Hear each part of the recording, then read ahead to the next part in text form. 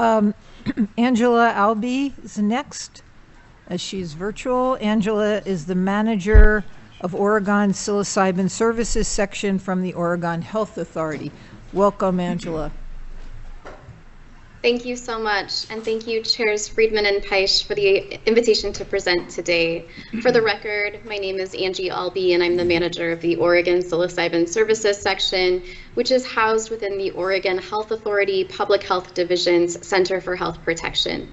I lead the implementation and ongoing administration of the Oregon Psilocybin Services Act in Oregon, and I also serve as the ex officio executive director of the Oregon Psilocybin Advisory Board. For reference, the Oregon Psilocybin Services Act is now codified in Oregon law in Oregon Revised Statutes, Chapter 475A.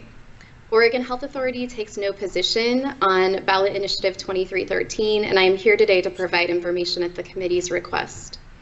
Under the Oregon model, clients may access services for any reason and do not have to be a state resident.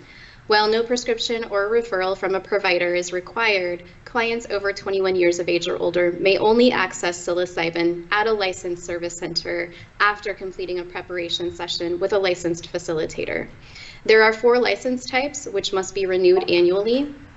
A manufacturer license is for the premises where indoor cultivation or processing of natural psilocybin products from the species Psilocybe cubensis will take place. All products must be tested, packaged, and labeled before being transferred to licensed service centers. A laboratory license is for the laboratory premises that will test for species identification, product potency, and solvent testing. Labs must be accredited by the Oregon Environmental Laboratory Accreditation Program prior to applying for a license. A service center license is for the premises where administration sessions will take place. Service center locations will vary, offering a range of different experiences to clients, such as individual, group, or outdoor administration sessions.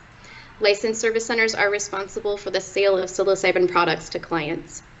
A facilitator license is for individuals who support clients through a non-directive approach to psilocybin services. Prior to applying for a license, facilitators must complete an approved psilocybin facilitator training program, which includes a core training, a practicum, a comprehensive skills exam, and then they also have to take a regulations exam through our agency. Although licensed facilitators may hold other licenses, they may not practice on those other professional licenses while providing psilocybin services to clients. Employees that perform work on licensed premises and also those facilitators are required to apply for and maintain active worker permits. All licensees and permitted workers must be 21 years of age or older and must pass a criminal background check. Our section conducts site inspections for service center, manufacturer, and laboratory locations to ensure the proposed premises meets all of our requirements. These site inspections are also required every time a license applicant applies for a renewal license. We began accepting applications for licenses on January 2nd of 2023, and as of today, our section has issued 276 facilitator licenses, 23 service center licenses, 9 manufacturer licenses, 2 laboratory licenses. We've issued 531 worker permits, and we've approved the curriculum for 23 training programs. There are 3 components to psilocybin services, which include preparation, administration, and integration sessions. All 3 components are provided by a licensed facilitator. A preparation session includes client intake, a review of client consent, informed consent, a client bill of rights, accessibility needs, safety and support planning, and transportation planning. A client may be found ineligible to receive services if they are experiencing ideation of harm to self or others, have taken lithium within 30 days, or have been diagnosed with active psychosis at any time. After the preparation session, a client may participate in an administration session at a licensed service center. The administration session is the only time a client may purchase and consume psilocybin products. Clients are required to stay at the licensed service center for a minimal duration of time based on the dosage of psilocybin that they consume, and group administration sessions require a client-facilitator ratio under our administrative rules.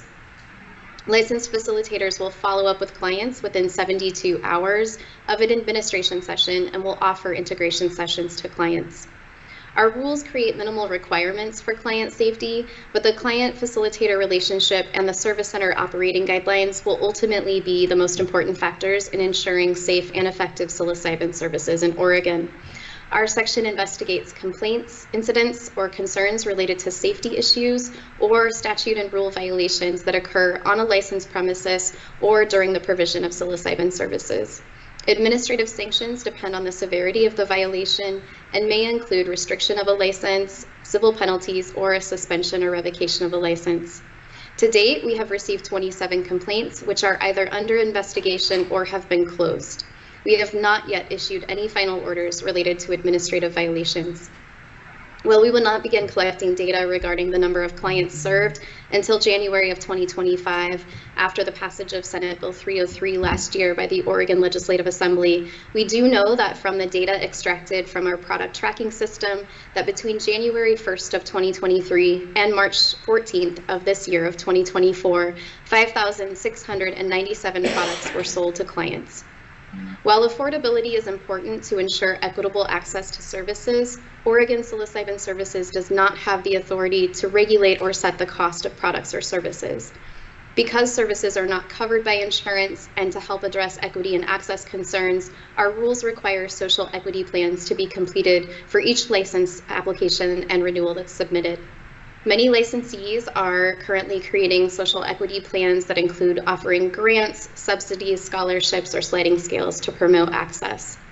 We understand that psychedelic practices did not begin with a recent interest in research or the passage of legalized frameworks. For thousands of years, Indigenous and tribal communities have been in relationship with psilocybin. In Oregon, we understand that we must balance thousands of years of cultural and anthropological information, along with decades of scientific research and information to inform our work. Our section will continue to adjust administrative rules each year and collaborate with our many partners, with licensees, and with the public. We also honor and follow the state's government-to-government relationship with Oregon's 9 federally recognized tribes to better understand the impact of our work. We offer community circles with Indigenous communities and other community members that prefer to have an opportunity to meet with us on their own terms. And we also offer opportunities for the public to participate in public listening sessions, rules advisory committees, public hearings on rules, and other events.